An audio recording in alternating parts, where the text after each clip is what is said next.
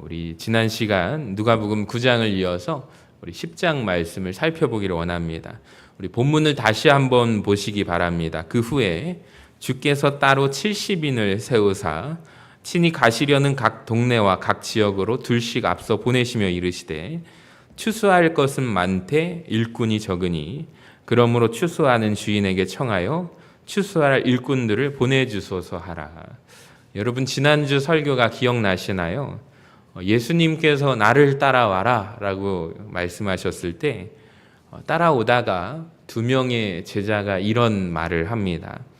주님, 제가 주님을 따라가지 않겠다는 것은 아닙니다. 따라는 가겠지만 지금은 어렵겠습니다. 자, 그러면서 한 사람이 뭐라고 얘기해요? 저로 인하여 장사를 지낼 수 있도록 제가 다녀오겠습니다 라고 얘기를 합니다. 거절하죠. 또 한 사람은 뭐라고 하냐면 나로 말미암아 가족들과 작별 인사를 할 수 있도록 좀 배려를 해 주십시오 라고 이야기를 합니다. 자, 그랬더니 주님께서 그 두 사람의 요청을 받아들이지 않으시고 거절하시죠. 뭐라고 말씀하시냐면 죽은 자를 장사하게 하라. 그리고 손에 쟁기를 잡고 뒤를 돌아보는 자는 내게 합당하지 않다 말씀을 하셨습니다. 예수님께서 이 두 사람에게 말씀하시고 난 이후의 반응에 대해서 성경은 기록하고 있지 않습니다. 저는 굉장히 궁금했어요. 오늘 말씀을 준비하면서 만약에 이 두 사람이 어떻게 되었을까? 주님께 거절을 하고 나서 바로 집으로 돌아오지 않았을까? 아니면 주님의 거절을 통해서 다시 생각해보고 주님을 다시 따라갔을까? 어떻게 생각하십니까? 여러분 오늘 파송받는 70명의 제자들 명단이 기록되어 있는데 아마 이 두 사람도 따라갔다면 같이 그 숫자에 들어가 있겠죠. 근데 아무리 예수님께서 그렇게 말씀하셔도 자기들의 생각대로 고집을 피워서 집으로 돌아갔다면 오늘 파송되는 70명 안에 이 두 사람은 없는 거예요. 제 말이 이해가 되십니까? 그러면 오늘 70인의 파송이 아니라 72명의 파송이 어쩌면 될 수도 있지 않았을까라는 생각이 들었어요. 제가 말씀을 준비하면서 이런 생각이 들었습니다. 만약 이 두 사람이 이 70명의 숫자에 빠져 있었더라면 얼마나 영광스러운 체험과 경험을 할 수 있는 기회를 놓쳐버린 것일까요? 그들의 운명이 만약에 가르는 것이 있다면 아마도 저는 그 기준은 주님의 말씀에 순종, 유무이지 않을까 생각합니다. 그들이 예수님 말씀에 순종했더라면 어땠을까요? 놀라운 것을 체험했겠죠. 순종하지 않았다면 놓쳤을 것입니다. 그러니까 오늘 말씀을 듣기 전에 우리도 마찬가지예요. 그러니까 말씀을 들으면서도 제일 중요한 것은 내가 이 말씀을 듣고 순종해야지라는 결단이 저와 여러분에게 가득히 넘치기를 주님의 이름으로 간절히 축원합니다. 그리고 저는 1절과 2절 오늘 말씀을 읽었지만 사실은 그 중반까지의 말씀인데요. 근데 1절과 2절을 묵상하면서 제가 발견한 키워드가 있어요. 핵심 단어가 무엇이냐면 네 가지를 발견하게 됐는데 첫 번째 단어는 따라해 볼까요? 70명이라는 단어였습니다.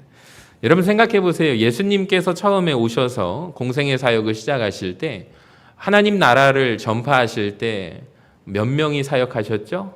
오직 딱 하나, 예수님 한 분만 사역을 하셨습니다.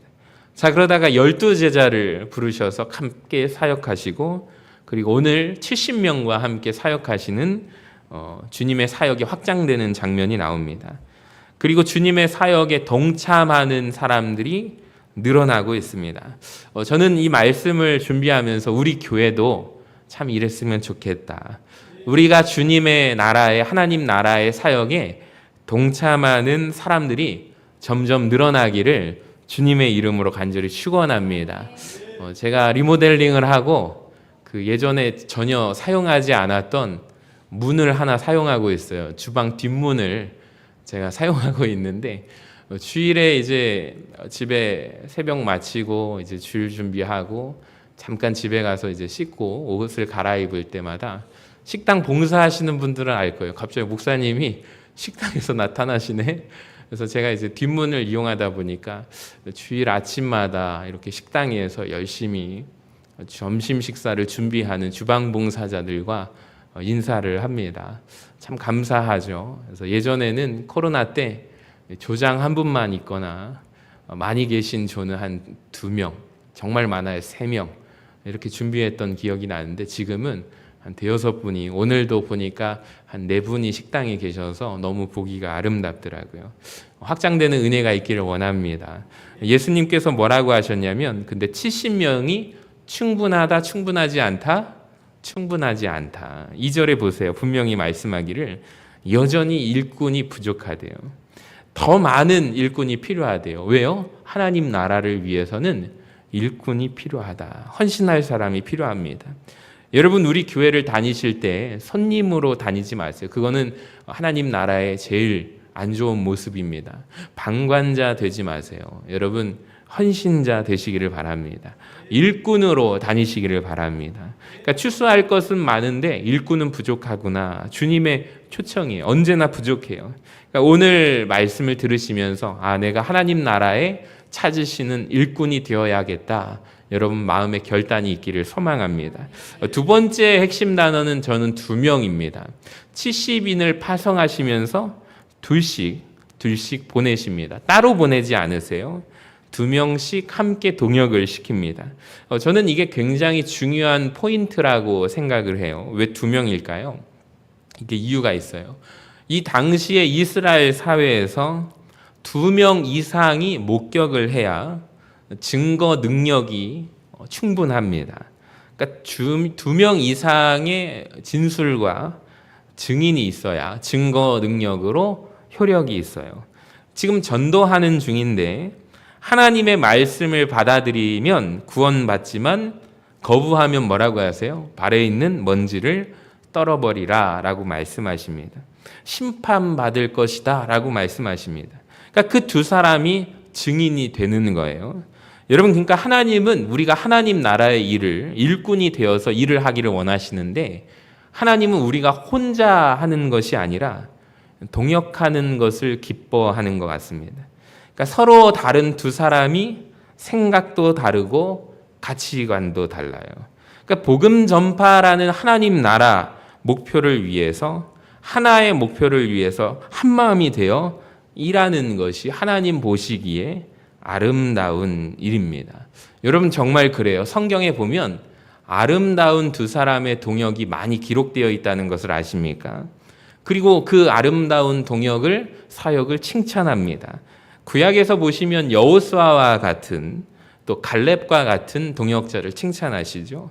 신약에서는 바울과 바나바의 동역을 칭찬하십니다. 비록 2사람이 의견이 맞지 않아서 다투며 피차 갈라서지만, 갈라지고 난 뒤에 바울 따로 바나바 따로 복음을 전하지만 혼자 일했는가? 아닙니다. 바나바는 마가를 데리고 사역하고 바울은 실라를 데리고 사역하게 됩니다. 그러니까 꼭 2명씩 사역했다는 것이 여러분 핵심이에요. 여러분 바라기는 하나님 나라를 위해서 함께 사역하시기를 주님의 이름으로 간절히 축원합니다. 그러니까 대부분 교회가 왜 분열이 있는가? 우리가 참 동역을 못해요. 혼자서 아이디어를 낸 사람들이 있습니다. 근데 그 사람들이 자기 의견, 자기가 준비했다 이겁니다. 자, 그런데 함께 동역하기 위해서는 양보도 할 줄 알아야 합니다. 그러니까 목회자도 마찬가지예요. 교역자들도 다 마찬가지예요. 왜 우리 성도님들과 목회자들이 서로 분열이 있는가 보니까 준비 사항을 이제 목회자들이 요즘 바쁘잖아요. 그러니까 이제 성도님들이 위임을 해주어서 말하자면 자료들을 다 준비하는데, 말하자면 요즘 말로 디스한다고 하잖아요. 근데 그 디스가 아닙니다. 하나님 나라에서는 함께 사역을 하면서 잘못된 것을 수정하고, 그러니까 제가 예전에 보고서를 작성하면서 이런 생각이 들 때가 있었어요. 교육전도사 때였는데 몇 날 며칠을 밤을 새워서 보고서를 준비를 했어요. 선생님과 부장 선생님들이 모이면 다 그 보고서의 잘못된 부분들을 지적을 하시는 거예요. 제 마음이 기뻤을까요? 행복했을까요? 마음이 아팠을까요? 마음이 아팠어요. 완벽하다고 생각한 왜 보고서를 왜 자꾸 디스하실까 그런 생각이 들었어요. 근데 그때 제가 생각한 건 이 보고서는 곧 자기 자신이라고 저는 생각했던 것 같아요. 근데 어떤 이제 선배 목사님을 만나서 얘기를 들었어요. 끊임없이 당신의 보고서가 난도질 당하는 건 좋은 거다. 왜 그럴까요? 같이 함께 하는 거기 때문에. 근데 이제 그 보고서를 같이 수정만 하고 이렇게 전도사님 하세요라고 다 맡겨버리면 벅차가지 못합니다. 기억도 못해요. 그리고 이거 그때 우리 회의할 때 정한 거잖아요. 왜 그렇게 안 하셨어요? 이렇게 하면 안 되는 겁니다. 이거는 동역하는 게 아니라 혼자 하게 하는 거예요. 외롭게 사역하게 하는 거예요. 그렇다면 우리 선생님들이 제가 항상 그 뒤로 배운 게 보고서 때 여러분이 수정하는 부분에 대해서 이렇게 했으면 좋겠습니다라고 의견을 내주신 분들은 꼭 그 의견에 대해서 목회자가 다 100% 하는 것이 아니라 자기가 책임을 지고 하십시다라고 얘기를 했어요. 그 다음부터 이제 회의 분위기가 달라지기 시작했어요. 말의 무게도 있는 거예요. 그러니까 아무 말 대잔치가 아니라 생각나는 대로 우리 전도합시다. 몇 날 며칠에 전도합시다. 근데 결국 말한 교사가 안 와요. 여러분 그럼 되겠습니까? 그러니까 말하신 분이 주도적으로 팀을 사역하는 거예요. 여러분 그게 맞지 않겠습니까? 그러니까 하나님 나라를 위해서는 함께 사역하고 함께 동역하는 거예요. 그래서 제가 말의 무게와 책임에 대해서 그 좋은 의견을 내주신 분들을 그 담당 프로젝트 총책임자로 임명을 해서 예를 들어서 학교 앞 전도를 나갈 때 그 전도하러 나갑시다. 그러면 그 선생님을 담당 총책임자로 세워가지고 함께 팀을 사역했더니 정말 하나님 나라에 큰 놀라운 부흥이 있더라고요. 여러분 외롭게 사역할 수 하도록 내버려 두지 마십시오. 같이 함께 동역하고 우리 교회 안에는 팀 사역하시기를 바랍니다. 그래서 우리 교회 안에서 새로운 분위기가 일어나기를 원하는데요. 서로 회장님이 되고자 서로 하고 싶어서 손을 드는 우리 아름다운 동역자들 되어주시기를 주님의 이름으로 간절히 축원합니다. 세 번째 핵심 단어는 따라합시다. 앞서라는 단어. 주님이 앞서서 보내십니다. 70명이라는 숫자와 둘씩 2명이라는 숫자보다도 저에게 제일 먼저 크게 다가왔던 울림이 있는 단어는 앞서라는 단어예요. 특별히 우리나라 민족은 앞서 나가는 걸 좋아하는 민족입니다. 선행학습 다 앞서 나가는 것입니다. 왜 앞서서 나갈까요? 세상에서 앞서서 나가는 사람들은 더 많은 것을 누리고 차지할 수 있기 때문입니다. 자기의 유익을 위해서 앞서 보내는 거예요. 그런데 성경에서 보내는 기준은 달라요. 성경에서도 주님께서 이 제자들 70명을 파송하면서 앞서 보내십니다. 자기의 유익을 위해서가 아니라 다른 사람의 유익을 위해서 앞서갑니다. 여러분 오늘 파송받은 70명이 예수님보다 앞서서 먼저 보냄을 받았습니다. 말씀을 묵상하면서 참 깊은 감동을 받았어요. 이게 기독교지. 이 세상 사람들은 남보다 앞서기 위해서 달리기 위해서 열심히 노력하지만 결국에 자기가 더 많은 것을 갖고자 누리고자 앞서 달리지만 우리 기독교인들은 뭐냐면 다른 사람들을 위해서 하나님 나라를 위해서 주님의 나라를 위해서 앞서 보냄을 받은 파송받은 사람들이구나. 여러분 크게 아멘 하시기를 바랍니다. 제가 큰 깨달음을 받았어요. 자 볼까요? 구약에서도 요셉이라는 인물을 아실 거예요. 남들보다 앞서서 그 당시에 애굽이라는 이집트의 큰 땅 나라로 보냄을 받았습니다. 앞서 갔습니다. 근데 앞서 갔지만 그의 상황과 형편과 처지가 너무나도 힘들었어요. 형제들에게 버림당하고 차디찬 감옥에서 오해를 받으면서 숨죽여서 울었던 시간들이 있었습니다. 그때는 몰랐습니다. 애굽의 총리의 자리에 오르기까지 그래도 그 마음에 원통함과 분함과 억울함이 가득했습니다. 근데 나중에 그가 하나님께서 나를 앞서 보낸 이유를 깨닫고 이렇게 고백을 해요. 창세기 45장 5절입니다. 같이 읽어봅시다. 시작. 당신들이 나를 이곳에 팔았다고 해서 근심하지 마소서, 한탄하지 마소서. 하나님이 생명을 구원하시려고 나를 당신들보다 먼저 보내셨나이다. 아멘. 여러분 왜 내가 먼저 왔대요? 내가 왜 남보다 앞서 왔을까요? 다른 사람의 생명을 구원하기 위해서. 그러니까 성경이 말씀하는 앞서 달리는 자의 개념이 뭐예요? 다른 사람의 유익을 위하여 앞서 보냄을 받은 것입니다. 여러분, 우리 교회도 하나님께서 앞서 보내신 이유는 주님 오실 길을 먼저 예비하는 우리 교회 재단이 되기를 간절히 소망합니다. 자, 네 번째 핵심 단어는 보내시며라는 단어입니다. 주님께서 앞서 보내십니다. 3절에도 갈지어다. 주님은 보내십니다. 그러니까 우리에게 주님은 뭐라고 말씀하시냐면 가라라고 외치시는 거예요. 그리고 여러분, 예수님이 하시는 모든 명령을 제가 정리를 해볼게요. 두 가지가 있는데 오라는 것입니다. 오라, 가라. 수고하고 무거운 짐진 자들아 다 내게로 오라. 내가 너희를 편히 쉬게 하리라. 먼저 예수님은 우리에게 오라고 하세요. 얼마나 황홀한 감사한 초청인지 모릅니다. 주님 말씀이 너무 좋죠. 우리가 이 말씀을 사모합니다. 수고하고 무거운 짐진 자들아 다 내게로 오라. 주님께로 가면 우리가 평안을 누리게 된다. 쉬게 된다. 주님께 오는 것은 사실 어렵지 않아요. 근데 우리가 노골적으로 싫어하는 것이 뭔지 아십니까? 무시하는 명령이 있는데 주님께서 오라고 했지만 또 가라라고 하십니다. 바로 가라는 명령입니다. 복음 전도자로 파송을 하십니다. 갈지어다. 근데 여러분, 우리는 이 말씀을 잘 안 지켜요. 보내는 선교사 이런 말은 성경에 나와 있지 않습니다. 그러니까 우리가 가야 하는 거예요. 가라라는 주님의 명령 앞에 순종해야 됩니다. 근데 우리는 자꾸만 우리 마음이 뭐예요? 보내려고 합니다. 누군가를 대신 보내려고 합니다. 성경에 보내는 사람은 오직 딱 한 분입니다. 누구시죠?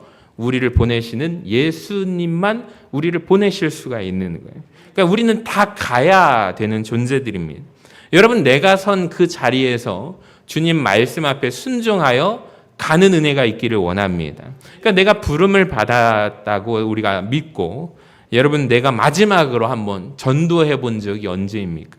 한번 생각해 보세요. 내 인생에서 마지막으로 누군가에게 예수 믿어야 한다고 복음 전한 적은 언제입니까? 그러니까 언제부턴가 전도라는 단어가 부담스럽고 거추장스러운 단어가 되었어요. 참 여러분, 전도하기 어렵잖아요. 여러분, 전도하는 은혜가 있기를 원합니다. 자, 마가복음은 이렇게 마무리가 되거든요. 마가복음 16장 20절에 제자들이 나아가 두루 전파할 때 그때 주께서 함께 역사하사 그 따르는 표적으로 말씀을 확신히 증언하시니라. 아멘. 여러분, 왜 역사가 나타나지 않을까요? 여기 보면은 전파할 때 함께 역사하사. 그러니까 전도하지 않기 때문에 일이 일어나지 않은 거예요. 그러니까 제자들이 전도할 때 주님이 함께 역사하신 줄로 믿습니다. 성경이 아니라 교회 역사, 교회사가 증명하는데요. 실제로 전도하는 교회만이 부흥하고 성장합니다. 전도하는 교단만이 성장합니다. 예수님은 보내셨잖아요. 가라. 하나님 나라를 위해서 너희가 가라. 70인을 파송했습니다. 여러분, 우리도 머물러 있지 않고 가는 은혜가 있기를 원합니다. 자, 로마서 10장 13절 같이 읽어볼까요? 시작. 누구든지 주의 이름을 부르는 자는 구원을 받으리라. 자, 그런데 14절을 한번 보세요. 그런즉 그들이 믿지 아니하는 이를 어찌 부르리요? 듣지도 못한 이를 어찌 믿으리요? 전파하는 자가 없이 어찌 들으리요? 보내심을 받지 아니하였으면 어찌 전파하리요? 기록된 바 아름답도다. 좋은 소식을 전하는 자들의 발이여 함과 같으니라. 여러분, 오늘날 우리가 어떻게 예수님을 믿게 되었을까요? 이 전주 지역에 어떻게 복음이 들어왔을까요? 참 너무 놀랍고 신기한 것입니다. 선교사님들이 목숨을 걸고 이 땅, 대한민국 조선 땅에 와주셨기 때문입니다. 여러분, 누군가에게 우리가 전해주지 않는다면 절대로 복음은 전파되지 않는 거예요. 정말 내가 마지막으로 복음을 전한 게 언제인지를 생각해 보는 시간이 되기를 원합니다. 자, 그리고 4절부터 전도자들에게 주시는 실제적인 유의사항이 나오는데 4절을 보세요. 전대나 배낭이나 신발을 가지지 말며 길에서 아무에게도 문안하지 말래요. 그러니까 배낭을 챙기지 말래요. 그러니까 전도자는 삶이 가벼워야 한대요. 그러니까 이 말은 전도자들의 삶에 가방을 들지 말라는 말은 전도자들의 삶을 누가 책임져 주시겠대요? 바로 주님께서 책임져 주시겠다. 여러분, 이것을 믿으시기를 바랍니다. 그리고 주님께서 덧붙이신 말이 길에서 아무에게도 뭐 하지 말래요? 무난하지 말며. 이 말이 오해되는 말인데요. 이 말은 사람들에게, 길 가는 마을 사람들에게 인사하지도 마, 이런 뜻이 아닙니다. 그러니까 이 당시의 고대 근동 문화를 이해해야 되는데, 사람들을 만나서 누군가를 제대로 무난하게 시작하면 최소 30분 이상 걸렸다고 합니다. 몇 시간이 걸렸대요. 어떻게 잘 지내셨냐고, 어떻게 그 집에 자녀들이 많잖아요. 자녀들은 어떻게 잘 지내냐고 한 명 한 명 묻다가 또 그 집에 양과 염소는 또 잘 지내냐고, 여기까지 나아가면 이제 몇 시간이 걸리는 거예요. 그러니까 무난하는데 안부를 묻는데 오래 걸리는 거예요. 그러니까 이제 당시 사람들이 하는 말 중에 급한 일이 있을 때, 무언가가 명령을 받아서 바로 전달해야 할 때 절대로 하는 말이 무난하지 마라. 그러니까 이게 일종의 덧붙이는, 따라가는 말이에요. 성경에 그 근거가 나오는데, 엘리사가 수넴 여인의 도움을 많이 받았잖아요. 수넴 여인 아들이 죽을 때 게하시 사환을 파송합니다. 그러면서 엘리사가 덧붙인 말이 한번 보세요. 엘리사가 게하시에게 이르되 내 허리를 묶고 내 지팡이를 손에 들고 가라. 사람을 만나거든 인사하지 말며 사람이 내게 인사할지라도 대답하지 말고 내 지팡이를 그 아이의 얼굴에 놓으라. 그러니까 급한 일이 있을 때 사람들이 덧붙이는 말이, 길을 가다가 사람들을 만나거든 무난하지 마라, 이 말이 있었다는 거죠. 이해가 되시죠? 그리고 5절 말씀에 어느 집에 들어가든지 먼저 말하되 이 집이 평안할지어다. 만일 평안을 받을 사람이 거기 있으면 너희의 평안이 그에게 머물 것이요 그렇지 않으면 너희에게로 돌아오리라.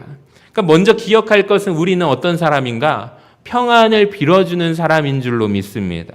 그러니까 우리가 빈 평안이 그분들에게 합당하다면 여러분 그 평안이 갈 것이지만, 축복이 합당하지 않다면 그 평안이 누구에게로 돌아온대요? 우리에게로 돌아온다는 것이 참 감사해요. 그러니까 제가 가장 은혜가 되는 것이, 어느 집에 들어가든지 주님은 아무 집에나 가리지 말고 어느 집에나 들어가래요. 그러니까 우리가 전도할 때 사람을 가리는 경향이 있잖아요. 저 사람을 보면서 저 사람이 복음을 잘 받아들일 것 같은 사람을 우리가 기대하고 말을 전하잖아요. 근데 주님께서 말씀하세요. 누구든지 어느 집이든지 들어가래요. 성경에 보면은 때를 얻든지 못 얻든지 주님 말씀 전파하라고 합니다. 그러니까 겉보기엔 안 들어갈 것 같지만 여러분, 주님께서 복음을 전할 때 그 마음 문을 열어주시고 복음이 들어가는 은혜를 경험하는 우리가 되기를 원합니다. 7절에 보세요. 그 집에 유하며 주는 것을 먹고 마시라. 일꾼이 그 삭슬 받는 것이 마땅하니라. 이 집에서 저 집으로 옮기지 말라. 저는 특별히 목회자들에게 주시는 말씀인 것 같습니다. 더 좋은 조건이 온다고 이 집에서 저 집으로 옮기지 말아야 할 것 같습니다. 그리고 8절과 10절을 보시면 너희를 영접하거든 혹은 너희를 영접하지 않거든. 그러니까 전도자들에게 보이는 반응은 두 가지예요. 영접할 수도 있고 영접하지 않을 수도 있어요. 그러니까 우리가 복음을 전할 때 받아들이는 사람이 있는가 하면 거부하는 사람들도 있다라는 거예요. 자, 영접하면 어떻게 될까요? 8절에 어느 동네에 들어가든지 너희를 영접하거든 너희 앞에 차려놓은 것을 먹고 거기 있는 병자들을 고치고 또 말하기를 하나님의 나라가 너희에게 가까이 왔다라고 합니다. 그러니까 굉장히 중요한 당부입니다. 그러니까 우리는 그냥 지나쳐 버리지만 너희를 영접하거든 너희 앞에 차려놓은 것을 먹어라, 이 말씀이 왜 중요할까요?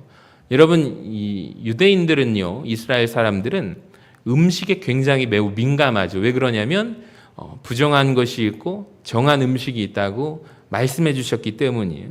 그러니까 레위기의 정결 규정에 의해서 그 음식이 따로 있습니다. 그런데 지금 70명을 주님께서 파송하잖아요. 근데 각 집에 들어갔더니 이방인의 집에 갔을 때 부정한 음식이 있다면 여러분, 그들이 어떻게 하겠습니까? 안 먹겠죠. 근데 주님께서 이 복음이 받아들인다면 아무 것이나 먹어라 라고 하십니다. 그러니까 율법적으로 부정한 것이 있다 할지라도 그걸 먹어라. 이 말은 뭐예요? 복음 전도가 그만큼 중요하다라는 것을 알려주는 것입니다. 여러분, 그리고 치유하래요. 우리는 치유자로 부름받았음을 고백하시기를 바랍니다. 여러분, 이 세상에 치유가 정말 필요합니다. 정신이 육이 병든 세상입니다. 우리 교회를 통해서 치유의 역사가 일어나기를 주님의 이름으로 간절히 축원합니다. 그 다음에 13절에 보시면 화 있을진저 고라시나 화 있을진저 벳세다야 너희에게 행한 모든 권능을 두로와 시돈에서 행하였더라면 그들이 벌써 베옷을 입고 제에 앉아 회개하였으리라. 심판때에 두로와 시돈이 너희보다 견디기 쉬우리라. 가버나움아 내가 하늘에까지 높아지겠느냐 음부에까지 낮아지리라. 그러니까 이 지역들은 다 갈릴리 지역 이름이거든요. 갈릴리 지역은 예수님께서 주로 사역하셨던 지역인데 많은 권능을 보여주신 지역이거든요. 근데 거기에서 사역을 마치시면서 주님이 하셨던 말씀이 참 마음이 아파요. 뭐라고 하세요? 화 있을진저. 그러니까 그 많은 은혜와 기적을 경험하고도 사람들이 예수님을 거부했기 때문이에요. 여러분 특별히 기억하세요. 하나님의 은혜를 더 많이 체험한 사람들, 은혜를 많이 경험한 사람들, 그러니까 하나님께서 우리를 향하여 기대를 가지고 계신데 기대에 맞지 않게 살아가면 큰 책망이 있대요. 여러분 저는 이 말씀을 이렇게 적용하고 싶어요. 우리 가운데 남들보다 재능, 달란트를 받은 사람들이 있습니다. 그러니까 하나님께서는 똑같이 달란트를 1달란트, 1달란트, 1달란트 주시지 않습니다. 하나님의 공평은 다릅니다. 세상의 공평이죠. 하나님의 평등은 1달란트, 2달란트, 5달란트를 나누어 주세요. 그리고 많이 주신 자에게 많은 것을 기대하십니다. 그러니까 이게 하나님의 공평이거든요. 똑같이 안 주세요.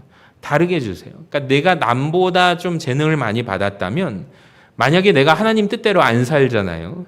하나님이 똑같이 책망하십니다. 화 있을진저 너 5달란트 받은 자야. 만약에 너에게 준 그것을 다른 사람에게 주었다면 그 사람은 5달란트를 가지고 더 많이 하나님 나라의 일을 했을 텐데 나는 너에게 줬는데 왜 넌 아무것도 안 했느냐 책망하신다니까요. 여러분 물질이 있으십니까? 하나님께서 책망하실지도 모릅니다. 화 있을진저 너에게 주었던 물질을 다른 누군가에게 주었더라면 다른 사람은 그 물질을 가지고 하나님 나라를 위해서 더 많이 사용했을 텐데 너는 아무것도 하지 않았도다. 하나님 책망하실 수도 있습니다. 여러분 바라기는 여러분에게 주신 그것을 하나님 나라를 위해서 쓰는 은혜가 있기를 원합니다. 마지막으로 16절 같이 읽어볼까요? 시작. 너희 말을 듣는 자는 곧 내 말을 듣는 것이요 너희를 저버리는 자는 곧 나를 저버리는 것이요 나를 저버리는 자는 나 보내신 이를 저버리는 것이라 하시니라. 아멘. 중요한 말씀이에요. 저는 이 말씀에 우리는 어떤 존재인가? 권세를 위임받은 사람들이다 생각해요. 더 중요한 말씀은 우리가 복음을 전했잖아요. 그 사람들이 거부한다면 나 자신을 거부하는 게 아니라는 것을 여러분 아시기 바랍니다. 우리가 주님을 전했는데 주님을 거부하면 주님을 거부한 거거든요. 그러니까 성공의 부담을 버려도 될 것 같습니다. 그러니까 사람들이 전도자에게 보이는 반응에 대해서 우리가 일희일비할 필요가 없어요. 그러니까 내가 말을 못해서, 내가 말을 잘해서 유능해서 매력적이어서 그 사람이 하나님을 믿은 것도 아니고 내가 무능하다고 해서 복음이 거부된 것도 아니거든요. 그러니까 우리를 받아들이면 누구를 받아들인 거예요? 주님을 받아들인 거예요. 우리를 거부한 거면 주님을 거부한 거예요. 여러분 그래서 전도할 때 부담을 벗어버리시기를 바랍니다. 그러니까 우리는 신실하게 주님 나라의 메시지를 전하면 되는 거예요. 그러니까 하나님께서 우리에게 요구하시는 것은 성공이 아니라 신실이거든요. 성공하지 않아도 좋아요. 전하기만 하면 됩니다. 그러니까 성공이 아니라 충성이거든요. 그러니까 제가 사실 누가복음 말씀을 묵상하면서 말씀을 전하면 전할수록 부담이 되는 게 사실이에요. 저도 말씀을 참 유명한 목사님들처럼 잘 전하고 싶은 제 소망이 있거든요. 제가 신학교를 간 것은 그 복음 전파를 할 때 정말 위대한 설교자로 하나님 써달라고 기도하면서 제가 갔거든요. 근데 막상 이제 제가 설교한 영상들을 제가 가끔 모니터링을 하면 너무 부끄럽더라고요. 다른 교회 목사님들을 보면 제 자신이 좀 작아지는 것도 있어요. 그래서 왜 나는 저렇게 설교를 못할까라는 그 부족함을 알고 있습니다. 그래서 저도 말씀을 잘 전하고 싶거든요. 근데 오늘 말씀을 준비하면서 참 많은 위로를 받은 게 하나 있어요. 저는 목회에 성공적으로 많이 생각했던 것 같습니다. 근데 성공이 아니라 신실하게 주님 나라, 하나님 나라 복음을 전해야 되겠구나라는 생각과 깨달음이 들었어요. 그러니까 사역에는 목회의 성공도 실패도 없는 것 같아요. 근데 주님이 보실 때에는 신실한가, 신실하지 않은가, 이 기준은 있는 것 같습니다. 여러분, 우리도 마찬가지예요. 우리 눈에 보이는 열매가 혹 없을지라도 지치지 말고 충성할 때 주님이 때가 되면 거두게 하실 줄로 믿습니다. 특별히 최근에 제 큰 아들이 중학교 들어가서 전도를 했어요. 참 대견하게 생각을 했어요. 그랬더니 어제 그 이유를 알았습니다. 자기가 왜 전도를 했냐면 아빠가 참 불쌍해 보여가지고 전도를 했다는 거예요. 그래서 중고등부, 자기가 언젠가 수요 기도회 때 설교를 들었는데 서신중학교 애들이 한 명도 없다고 해서 서신중학교 친구들을 전도해야겠다는 생각이 들었고, 그래서 아빠가 참 너무 불쌍해 보여가지고 친구들을 전도했다는 말에 아빠가 더 불쌍해 보여야겠구나, 그런 얘기를 제가 우스갯소리로 한 적이 있습니다. 전도하기가 쉽지 않거든요. 여러분, 우리가 전도에 열심을 내기를 원합니다.